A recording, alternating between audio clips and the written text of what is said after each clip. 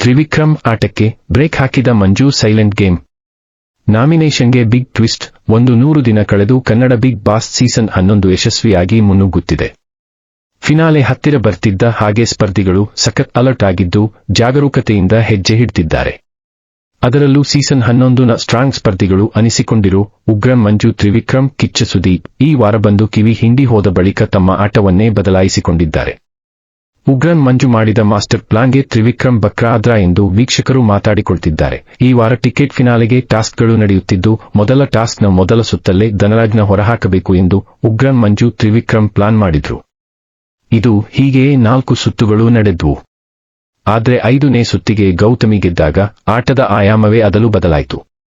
ಅಲ್ಲಿವರೆಗೂ ನಾನು ನಿನಗೆ ನೀನು ನನಗೆ ಎನ್ನುತ್ತಿದ್ದ ಮಂಜು, ತ್ರಿವಿಕ್ರಮ್ ಏಕಾಏಕಿ ಜಗಳಕ್ಕೆ ಬಿದ್ರು. ಹೋಗೋ ಬಾರೋ ಅನ್ನೋ ಲೆವೆಲ್ಲಿಗೆ ಇಬ್ಬರು ಜೋರಾಗೆ ಫೈಟ್ ಮಾಡಿಕೊಂಡ್ರು. ಆದ್ರೆ ಇಲ್ಲಿ ಗಮನಿಸಬೇಕಾದ ಒಂದು ವಿಚಾರ ಏನಂದ್ರೆ, ಆಟದ ಆರಂಭದಿಂದಲೂ ತ್ರಿವಿಕ್ರಮ್ ಮಂಜು ಪ್ಲಾನ್ ಮಾಡಿಕೊಂಡು ಒಬ್ಬೊಬ್ಬರನ್ನೇ ಹೊರ ಹಾಕ್ತಿದ್ರು. ಕೊನೆ ಸುತ್ತಲ್ಲಿ ಯಾರೇ ಹೊರ ಹೋದ್ರೂ ನಾಮಿನೇಟ್ ಆಗೋದು ಫಿಕ್ಸ್ ಅನ್ನೋದು ಇಬ್ಬರಿಗೂ ಗೊತ್ತಿತ್ತು. ಅದರಲ್ಲೂ ಗೌತಮಿ ಗೆದ್ದಾಗಲಂತೂ ಆಟ ಹೊಸ ತಿರುವು ಪಡೆದುಕೊಳ್ತು. ಈಗಾಗ್ಲೇ ಸೇಫ್ ಆಗಿದ್ದವರಲ್ಲಿ ಮಂಜು, ತ್ರಿವಿಕ್ರಮ್, ಹನುಮಂತು ಇದ್ರು. ಗೌತಮಿಗೆ ಹನುಮಂತು ಹಾಗೂ ಮಂಜು ಕ್ಲೋಸ್ ಇರೋದ್ರಿಂದ ಅವರು ತ್ರಿವಿಕ್ರಮ್ನ ಸೆಲೆಕ್ಟ್ ಮಾಡಿ ನಾಮಿನೇಷನ್ಗೆ ಕಳುಹಿಸಿದ್ರು. ಅಲ್ಲಿಗೆ ಮಂಜುಗೆ ಟಫ್ ಕಂಟೆಸ್ಟೆಂಟ್ ಆಗಿದ್ದ ತ್ರಿವಿಕ್ರಮ್ನ ಒಂದು ಮೆಟ್ಟಿಲು ಕೆಳಗೆ ಇಳಿಸೋದ್ರಲ್ಲಿ ಮಂಜು ಸಕ್ಸಸ್ ಆದ್ರು. ಇದಕ್ಕೆ ಗೌತಮಿ ಸಾಥ್ ಕೊಟ್ಟಿದ್ದಾರೆ.